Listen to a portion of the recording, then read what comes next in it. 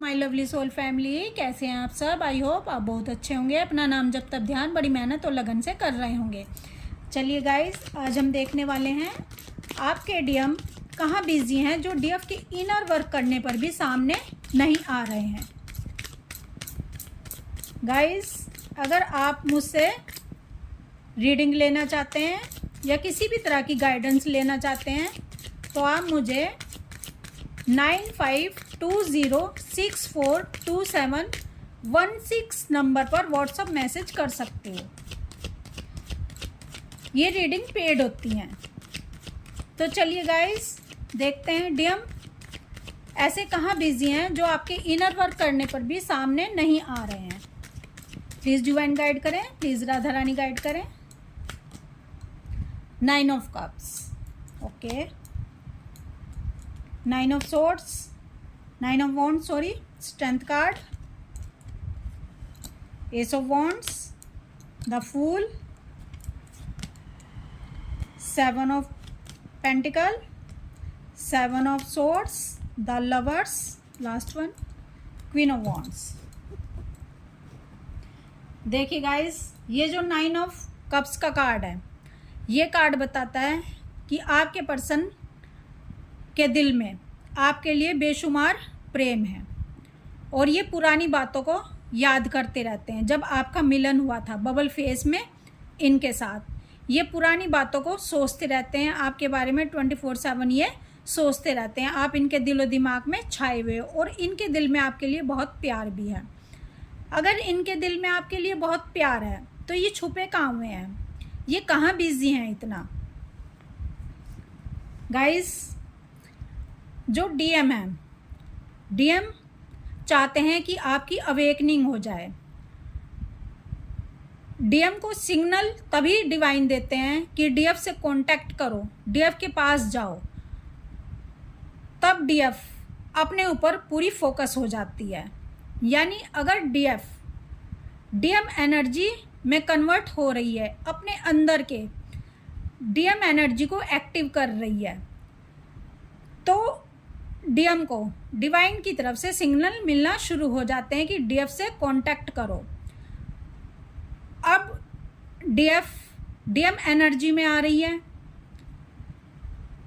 इसके क्या साइन है? इसके साइन है कि डीएफ चेज करना बंद कर देगी अपने डीएम को ताक झांक करना बंद कर देगी। देखो गाइस, डिवाइन ने क्या किया है, डीएम और डीएफ के बीच में सेपरेशन क्रिएट करके एक दोनों के बीच में पर्दा लगा दिया है ताकि आप दोनों अपने ऊपर फोकस कर सको, डीएफ अपना इनर वर्क कर सके और अपने डीएम को ताक झांक ना करे और डीएम को ऐसा फील हो कि इनकी डीएफ इनसे दूर हो गई है, इनके पास से डीएफ खो गई है। इसलिए दोनों के बीच में पर्दा लगा दिया जाता है ताकि दोनों अपने ऊपर बहुत अच्छा वर्क कर सकें और एक दूसरे के चक्कर में अपने इनर वर्क को ना भूल जाएं, अपने उस काम को ना भूल जाएं जिस काम को करने के लिए धरती पर भेजे गए हैं। तो कुछ समय के लिए ये जो सेपरेशन होता है, ये इल्यूजन होता है, ये एक तरह से गेम का पार्ट है इस ट्विन फ्लेम जर्नी का, जो ये एक नाटक रचा है डिवाइन ने, जो एक खेल है, इसका एक पार्ट है सेपरेशन। तो डीएम जब डीएफ से डिस्कनेक्ट हो जाते हैं, सेपरेशन क्रिएट हो जाता है, तो डीएफ को पूरी अपनी एनर्जी खुद पर लगा देनी चाहिए, सेल्फ लव में आ जाना चाहिए। देखो, मैंने अभी बताया ना, डीएफ अगर ताक झांक नहीं कर रही, चेज नहीं कर रही, अपनी एनर्जी खुद पर लगा रही है, सेल्फ लव कर रही है और वेटिंग एनर्जी से निकल चुकी है। और जैसे गुण डीएम के होते हैं, यानी डिवाइन मैस्कुलाइन एनर्जी जैसी होती है, उस तरह से इनका बिहेवियर होता जा रहा है। यानी डीएफ अपने अंदर के डीएम एनर्जी को, यानी मैस्कुलाइन एनर्जी को एक्टिव कर रही है। तो जब मैस्कुलाइन एनर्जी डीएफ की एक्टिव होगी ना, तो बिल्कुल इनका बिहेवियर डीएफ का डीएम की तरफ, डीएम के जैसा हो जाएगा जैसा बिहेवियर इनके डीएम करते थे। यानी अपने ऊपर ध्यान देना, सबसे पहले खुद के बारे में सोचना, स्वाभिमान, वेटिंग एनर्जी से निकल जाना और ताक झांक ना करना, अपने ऊपर ध्यान देना। तो इस तरह की एनर्जी डीएफ की हो जाएगी। अगर जो डीएफ चेज कर रही हैं, वेटिंग एनर्जी में है, ये देख रही हैं मेरे डीएम कब आएंगे कब नहीं आएंगे, और बिल्कुल भी स्वाभिमान नहीं रखा हुआ है, तो समझ लो आपके डीएम अभी डीएम एनर्जी में ही है, मैस्कुलाइन एनर्जी से ही डील कर रहे हैं। अगर आप चाहते हो कि आपके डीएम आपके पास आएँ तो आप डीएम एनर्जी में जाओ और अपने डीएम को मजबूर कर दो डीएफ एनर्जी में आने के लिए, क्योंकि अगर डीएम एनर्जी में आएगी तभी डीएम डीएफ एनर्जी में आएंगे, तभी इनका हार्ट चक्रा ओपन होगा, क्योंकि इनको रियलाइजेशन होगा ना कि मेरी डीएफ मुझसे छूट गई है, मेरी डीएफ मेरी लाइफ से चली गई है। और जब तक इनको ये महसूस नहीं होने देगी डीएफ कि आप इनसे दूर हो गए हो, तब तक ये आपकी वैल्यू ही नहीं करेंगे, क्योंकि जब कोई चीज़ हमारे पास से चली जाती है हमें तभी उसकी वैल्यू समझ आती है। जब तक वो हमारे पास रहती है हम उसकी कदर नहीं करते, तभी डीएम को अनकंडीशनल लव डीएफ का याद आता है। देखो, अगर डीएफ चाहती हैं कि डीएम हमसे माफ़ी मांगे, हमें अपना प्यार दिखाएं कि इन्होंने कितना प्यार हमारे लिए इनके दिल में है, ये हमें कितना चाहते हैं, हमारी वैल्यू करते हैं कि नहीं करते, हमारे लिए वेट करते हैं कि नहीं करते, हमें चेज करते हैं कि नहीं करते।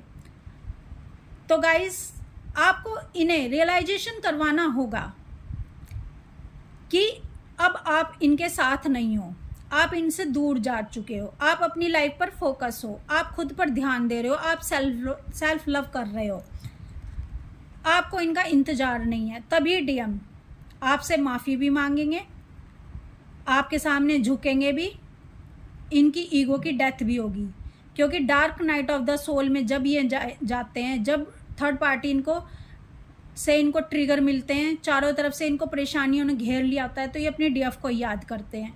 अगर डीएफ इनको ताक झांक करती रहेगी तो कभी भी डीएफ की वैल्यू नहीं कर पाएंगे, क्योंकि डीएफ इनके दुखड़े सुनती रहेगी, इनको एनर्जी देती रहेगी और इनका दर्द बांटती रहेगी। आपको ये सब नहीं करना है, आपको इनकी अच्छाई के लिए और अपनी अच्छाई के लिए, आप दोनों की भलाई के लिए, दुनिया समाज की भलाई के लिए, ताकि आप रियूनियन प्राप्त करके अपना दुनिया को डिवाइन के रास्ते पर ला सको, दुनिया को गाइडेंस दे सको, आपको ये सब अपना दिल कड़ा करना ही होगा, आपको खुद पर फोकस करना ही होगा, आपको अपने अंदर के मैस्कुलाइन एनर्जी को जगाना ही होगा, तभी डीएम की डीएफ एनर्जी जागेगी।